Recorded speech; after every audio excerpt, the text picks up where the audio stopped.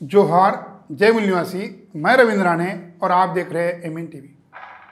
Central Bank of India और Indian Overseas Bank सहित दो सरकारी बैंकों का निजीकरण हो रहा है। मोदी जी देश को 9वीं बार संबोधित कर चुके हैं।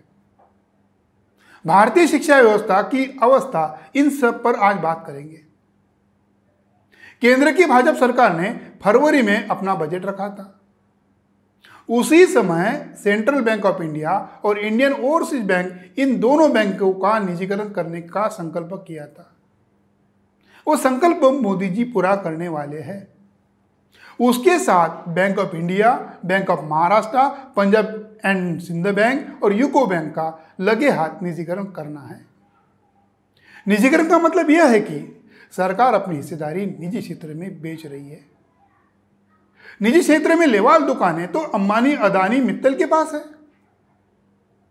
कुल सरकारी बैंकों में 8 लाख कर्मचारी है। अब जिन बैंकों का निजीकरण हो रहा है, उन 4 बैंकों के 2.25 लाख कर्मचारी कार्यरत है और वह भी धीरे धीरे बेरोजगार हो जाएंगे। जिन निजी बैंकों का सरकारी क्षेत्र में रूपांतर इंदिरा गांधी के समय किया गया, उनका फिर से निजीकरण हो रहा है। देश के फाइनेंशियल सेक्टर में 19 जुलाई 1969 में देश के 14 बड़े कमर्शियल प्राइवेट बैंकों का तत्कालीन प्रधानमंत्री इंदिरा गांधी के सरकार ने राष्ट्रीयकरण करने का ऐलान किया था। इसमें 14 बैंकों में कुल बैंक को डिपॉजिट 85% था और जमा था। हो इंदिरा सरकार ने बैंकिंग कंपनियों का अधिग्रहण और उपक्रमों का स्थानांतर अध्यादेश पारित कर यह फैसला लिया था। अब यही जानते हैं कि यह फैसला क्यों लिया था।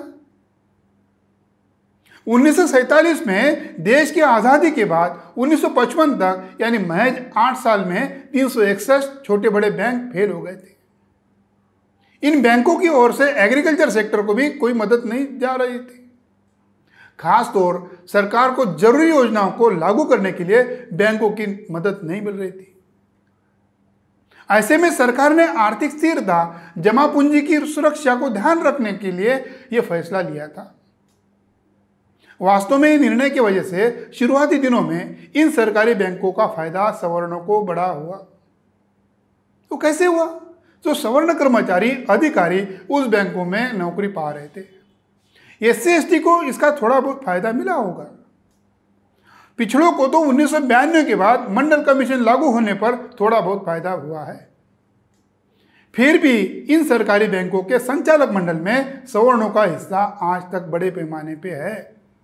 आज ICICI, HDFC जैसी निजी बैंकों के संचालक मंडल, कर्मचारी, अधिकारी, इसमें सवर्णों का वर्चस्व है। SC ST OBC के लोग वहां बाबूगिरी या सफाई कर्मचारी का महान कार्य करते हैं। इसमें मुसलमानों का, ईसाई का नाम कतई नहीं जोड़ सकते। निजी क्षेत्र की यह नई मार्केट स्मृति है, मनुस्मृति में विलीन है। राष्ट्रपिता ज्योतिराव फुले 125 साल पहले कहते थे कि शुद्रा तो शूद्रों के वास्तविक शत्रु शेठ जी और भट्ट जी है, यानी पूंजीपति ब्राह्मण वर्ग है। निजीकरण का ठिकरा केवल मोदी जी पर हम फोड़ नहीं सकते। मोदी जी से हमारी कोई व्यक्तिगत दुश्मनी थोड़ी है। उनके नए आलीशान बंगले के पास हमारा थोड़ा फ्लैट है। निजीकरण की शुरुआत तत्कालीन प्रधानमंत्री PV नरसिम्हा राव, तत्कालीन वित्त मंत्री मनमोहन सिंह के द्वारा हुई थी। गैट करार पर साइन करने के बाद यह निजीकरण की शुरुआत हुई। बहुजनों की हिस्सेदारी कांग्रेस और भाजपा जैसी मनुवादी पार्टियों के सवर्णों ने बटोरी। इसमें बहुजन समाज के लोग बेगाने शादी में नाचते हुए दिखाई देते हैं। ये तो बड़ी विडंबना है। मोदी जी सवर्ण नहीं है, सवर्णों के इशारे पे वो काम करते हैं। एक गोविंदा की फिल्म आई थी, राजा बाबू। ये राजा बाबू अनपढ़ था। उसे वकील, डॉक्टर जैसे कपड़े पहनने का बड़ा शौक था। अपने बाप का मेहनत का पैसा आए दिन उड़ाता था। हमेशा अपने बाप को, यानी कादर खान से झूठ बोलकर पैसे लेता था। संजोगवश से देश के हालात देखकर आंखों के सामने वही राजा बाबू पिक्चर सामने आ रही है। जब राजा बाबू सच बोलता था तो उसका बाप यकीन नहीं करता था। वैसे यकीन तो लोग मोदी जी का भी नहीं कर रहे। मोदी जी ने कल फिर से कोरोना के पहले लॉकडाउन के बाद 9वीं बार देश से मुखातिब हुए। 8 PM वाले प्रधानमंत्री जब जब देश को मुखातिब करते थे तो नोटबंदी, लॉकडाउन जैसी तुगलकी फरमान जारी करने में देशवासियों का बड़ा नुकसान करते थे। बाद में मोदी जी को देश के सामने जब मुखातिब होना था तो चैनलों और सोशल मीडिया पर आते थे तो लोग डर जाते थे। इसलिए मोदी जी ने समय हर बार बदल दिया और अलग अलग समय रखते थे, मगर पुरानी बोतल में वही शराब पिलाने के लिए नागरिकों को मजबूर करते थे। इस बार मुफ्त वैक्सीन देने की घोषणा करने के लिए आए। देश में कई मेडिकल साइंस की जानकारी रखने वाले वैज्ञानिक डॉक्टरों को उन वैक्सीन में कौन कौन से कंटेंट है इसकी जानकारी चाहिए। इसे आज तक सार्वजनिक नहीं किया। जितनी ज़्यादा जागरूकता पैदा होगी उतने लोग सवाल पूछने वाले हैं। मोदी जी ने एक और घोषणा की, 80 करोड़ लोगों को मुफ्त अनाज मिलेगा। ऐसी घोषणा तो पिछले लॉकडाउन के समय भी उन्होंने की थी। जब संसद में कितने लोगों को अनाज बांटा इसके आंकड़े भी पूछे तो आंकड़ों का जवाब नहीं मिला। उधर दिल्ली के मुख्यमंत्री अरविंद केजरीवाल पहले ही उनके राज्य में होम डिलीवरी राशन बांटने के लिए फैसला ले रहे थे, तो केंद्र सरकार ने उस फैसले को टाल दिया।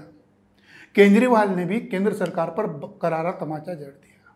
उन्होंने कहा, पिज्जा बर्गर की होम डिलीवरी हो सकती है तो राशन की क्यों नहीं। मोदी जी के 80 करोड़ लोगों को जो मुफ्त देने का निर्णय है इसमें बड़ा एक राज छिपा है। 2011 में सैंपल सर्वे हुआ था, सेन गुप्ता कमेटी का एक डिसीजन आया था। उसमें उन्होंने बताया था कि देश में 83 करोड़ लोग भूखमरी के कगार पर है। आज मोदी जी देश को संबोधित करते हुए 131 करोड़ लोगों के सामने कबूल कर रहे हैं कि यह देश 80 करोड़ लोगों का भूखमरी का देश है, हमने कगार पर पहुंचा दिया है। यही बेहाली तो शिक्षा व्यवस्था में भी है। हाल ही में टाइम्स हायर एजुकेशन द्वारा किए सर्वे में 2021 की सबसे अच्छी एशियाई 100 विश्वविद्यालय की सूची जारी की। इसमें भारत के केवल 3 शिक्षा संस्थानों को जगह मिली। इसमें बेंगलुरु विज्ञान संस्था, IIT रोपड़, IIT इंदौर की जगह मिली। पिछले साल के सर्वे में 36वां स्थान प्राप्त करने वाला बेंगलुरु विज्ञान संस्था 37वें स्थान पर पहुंचा। ये हमारे देश की शिक्षा की प्रगति है। सारे तरफ से बुरे हाल चल रहे हैं। राष्ट्रपिता ज्योतिराव फुले जी शिक्षा के प्रति मराठी में संदेश देते हैं। वे कहते हैं, विद्या बिना मति गेली, मति बिना नीति गेली। यानी विद्या नहीं है तो विवेक बुद्धि जाती है, विवेक बुद्धि नहीं तो नीति का आकलन नहीं हो सकता है। नीति बिना गति गेली, गति बिना वित्त गेले। नीति का आकलन नहीं तो प्रगति नहीं होती, और प्रगति नहीं होती वित्त भी नहीं होता।